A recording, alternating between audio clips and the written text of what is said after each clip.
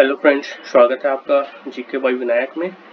आज हम देख रहे हैं साइंस के 100 अति महत्वपूर्ण प्रश्न। पहला प्रश्न है, पादपों में भोजन का परिवहन किसके द्वारा होता है? तो इसका आंसर हो जाएगा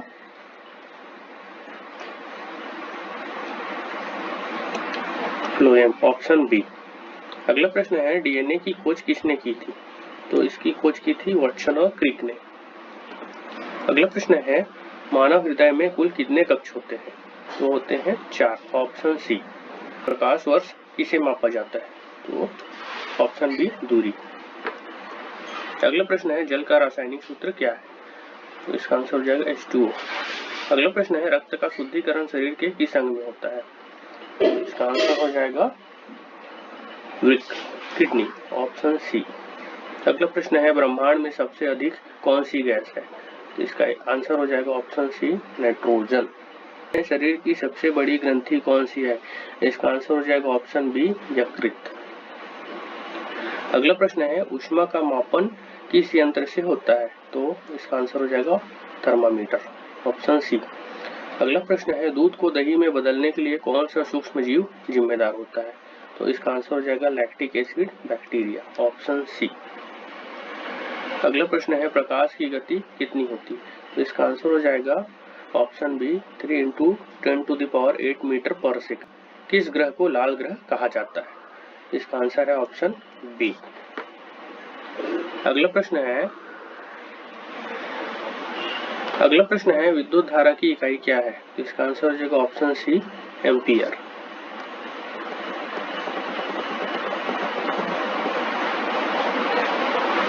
अगला प्रश्न है, पादपों में जल का परिवहन किस ऊतक से होता है? तो इसका आंसर हो जाएगा जाइलम।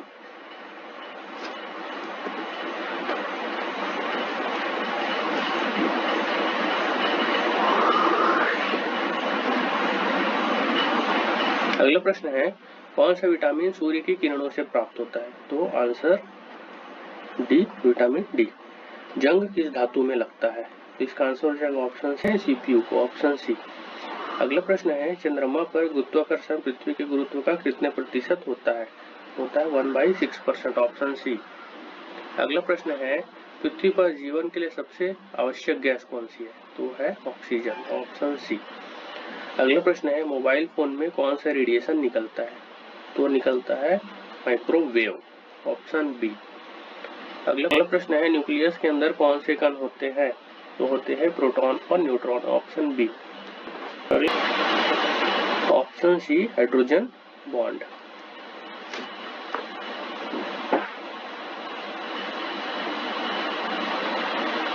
मानव रक्त में एंटीजन और एंटीबॉडी की उपस्थिति किस प्रकार के रक्त में नहीं होती है? इसका आंसर हो जाएगा ऑप्शन डी, ओ। अगला प्रश्न है, प्रकाश संश्लेषण की प्रक्रिया में कौन से गैस उत्सर्जित होते हैं? इसका आंसर हो जाएगा ऑप्शन बी, ऑक्सीजन। अगला प्रश्न है, कोशिका की झिल्ली का मुख्य कार्य क्या है? तो इसका आंसर हो जाएगा पदार्थों का चयनात्मक आवागमन, ऑप्शन बी। अगला प्रश्न है, वायुमंडल में ओजोन की सबसे अधिक परत कहाँ स्थित होती है? तो इसका आंसर हो जाएगा ऑप्शन बी, स्ट्रेटोस्फीयर।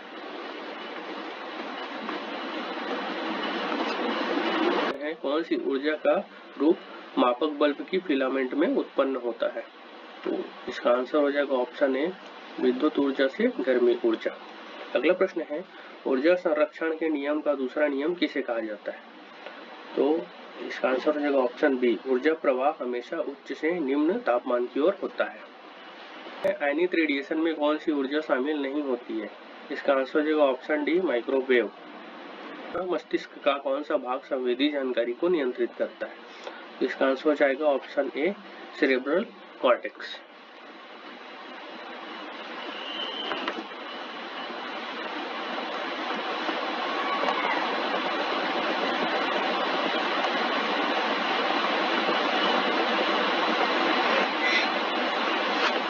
अगला प्रश्न है, प्लूटोनियम किस प्रकार का पदार्थ है? तो इसका आंसर हो जाएगा ऑप्शन ए, प्राकृतिक रेडियोधर्मी तत्व। अगला प्रश्न है, कौन सी प्रक्रिया में जीन के सूचना के आधार पर प्रोटीन का संश्लेषण होता है? इसका आंसर हो जाएगा ऑप्शन ए, ट्रांसलेशन। अगला प्रश्न है पृथ्वी के वायुमंडल में नाइट्रोजन का प्रतिशत कितना है? वो है 28%, ऑप्शन बी। किस वैज्ञानिक ने द्रव गतिशीलता की सिद्धांत की स्थापना की थी? इसका आंसर हो जाएगा ऑप्शन सी, ब्राउन। अगला प्रश्न है विद्युत धारा के लिए कौन सा वाहक कण मुख्य रूप से जिम्मेदार होता है? अगला प्रश्न है कौन सी प्रक्रिया में जीन के सूचना के आधार पर प्रोटीन का संश्लेषण होता है? इसका आंसर हो जाएगा ऑप्शन ए, ट्रांसलेशन। अगला प्रश्न है पृथ्वी के वायुमंडल में नाइट्रोजन का प्रतिशत कितना है? वो है 28%, ऑप्शन बी। किस वैज्ञानिक ने द्रव गतिशीलता की सिद्धांत की स्थापना की थी? इसका आंसर हो जाएगा ऑप्शन सी, ब्राउन। अगला प्रश्न है विद्युत धारा के लिए कौन सा वाहक कण मुख्य रूप से जिम्मेदार होता है? इसका आंसर हो जाएगा इलेक्ट्रॉन, ऑप्शन बी। अगला प्रश्न है वनस्पतियों में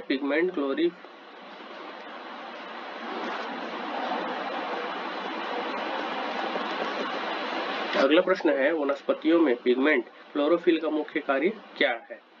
तो इसका आंसर हो जाएगा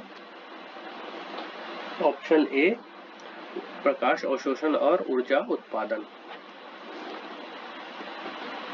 अगला प्रश्न है धातु के अणु किस प्रकार के बंधन से जुड़े होते हैं? तो जुड़े होते हैं धात्विक बंधन से, ऑप्शन सी। अगला प्रश्न है इंसुलिन हार्मोन का मुख्य कार्य क्या है? तो है रक्त में ग्लूकोज का स्तर कम करना, ऑप्शन बी।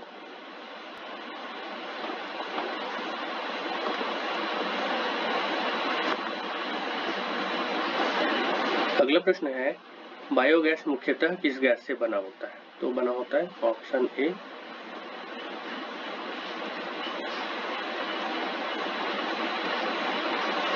सौर ऊर्जा के उपयोग के लिए कौन सा उपकरण प्रयोग किया जाता है? तो हम करते हैं सोलर सेल, ऑप्शन बी। अगला प्रश्न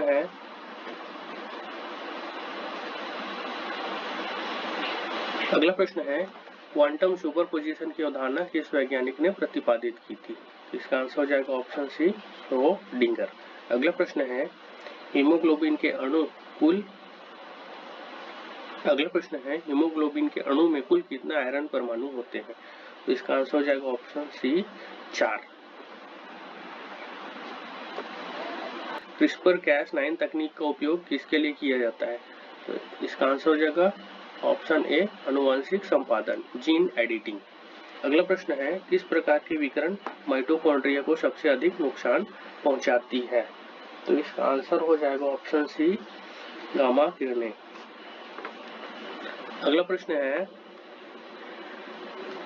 स्पेस टाइम के सिद्धांत को किसने विकसित किया था? तो इसका आंसर हो जाएगा ऑप्शन सी, आइंस्टाइन। अगला प्रश्न है स्पेस टाइम के सिद्धांत को किसने विकसित किया था? तो इसका आंसर हो जाएगा ऑप्शन सी, आइंस्टीन।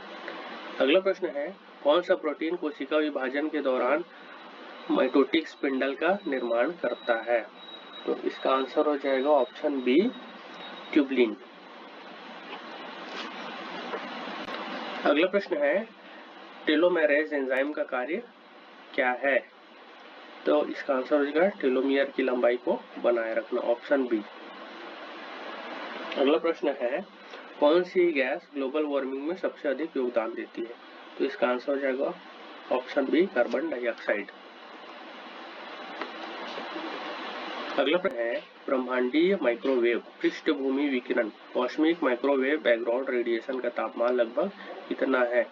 तो इसका आंसर हो जाएगा ऑप्शन ए, 2.7 केल्विन।